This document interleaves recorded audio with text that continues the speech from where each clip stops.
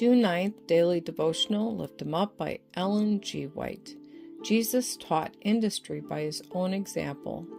Whatsoever thy hand findeth to do, do it with thy might. Ecclesiastes chapter 9, verse 10. In the simple garb of a common laborer, Jesus walked the streets of the little town, going to and returning from his humble work. He did not employ his divine power to lessen his burdens or to lighten his toil. As Jesus worked in childhood and youth, mind and body were developed. He did not use his physical powers recklessly, but in such a way as to keep them in health, that he might do the best work in every line. He was not willing to be defective even in the handling of tools. He was perfect as a workman, as he was perfect in character. By his own example, he taught that it is our duty to be industrious, that our work should be performed with exactness and thoroughness, and that such labor is honorable.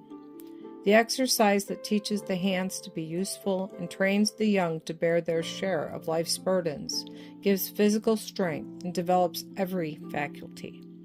All should find something to do that will be beneficial to themselves and helpful to others. God appointed work as a blessing, and only the diligent worker finds the true glory and joy of life. The approval of God rests with loving assurance upon children and youth, who cheerfully take their part in the duties of the household, sharing the burdens of father and mother.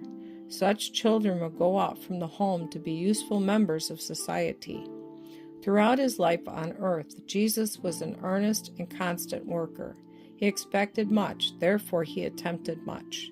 Jesus did not shirk care and responsibility. The positiveness and energy, the solidity and strength of character manifest in Christ are to be developed in us through the same discipline that he endured, and the grace that he received is for us. Jesus carried into his labor cheerfulness and tact. It requires much patience and spirituality to bring Bible religion into the home life and into the workshop, to bear the strain of worldly business and yet keep the eye single to the glory of God. This is where Christ was a helper. He was never so full of worldly care as to have no time or thought for heavenly things. Often he expressed the gladness of his heart by singing psalms and heavenly songs. Often the dwellers in Nazareth heard his voice raised in praise and thanksgiving to God.